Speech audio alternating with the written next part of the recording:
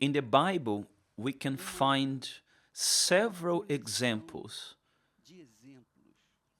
which we can use as a role model for our own lives, so that then we may take possession of what God has promised in His Word. Because the Word of God involves His honor. He cannot lie, He cannot deceive, and He cannot go back in His Word. So, when we base our mind, our head, upon the Word of God, then we see things happening in our lives. Let me remind you that many years ago, a man ran away from his house because his own brother wanted to kill him, and he fled into the desert and lost everything he had. He had to run away quickly into the desert, and there in the desert he was robbed, and he was left without anything, just with a bit of oil, just a small bottle of oil, which he was carrying with himself.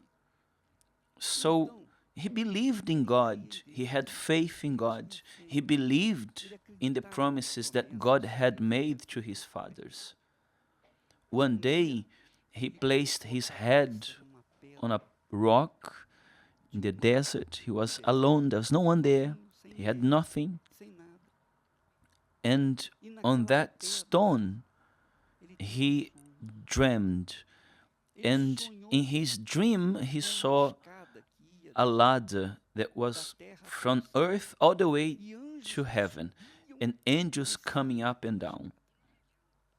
And in that vision, in that dream, that man had the understanding from God. And he then made a vow with God. He made a pact. He said, "Listen, Lord, if you go with me in this journey, if you give me bread to eat, clothes to wear, and that I go back peacefully to my house, to my father's house, because I'm running away from there, then you shall be my God. And from everything that I receive, everything that I earn, I'll give you a tenth."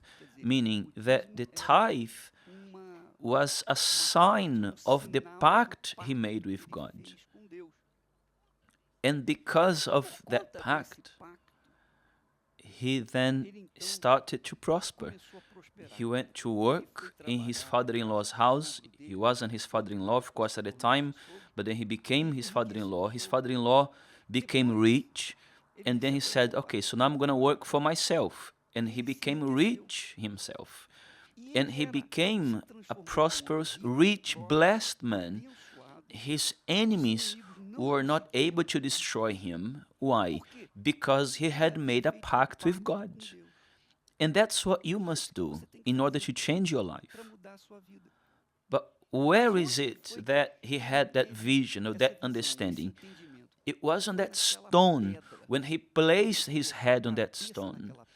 And when we place our head in the cornerstone, which is Jesus, Jesus is the cornerstone of this, let's say, strong building. When you place your head upon the cornerstone, then you have ideas, you have dreams, inspirations, you have God's direction, because the Spirit of Jesus guides you, and He turns you into a new creation. He turns you into a successful person in your spiritual life, your love life, in your family, in your health, in every aspect of your life. But it's needed that your head, not your heart, it's not the feelings, but your mind will be placed on Jesus, the cornerstone. When you do that, you can be certain that your life will be prosperous.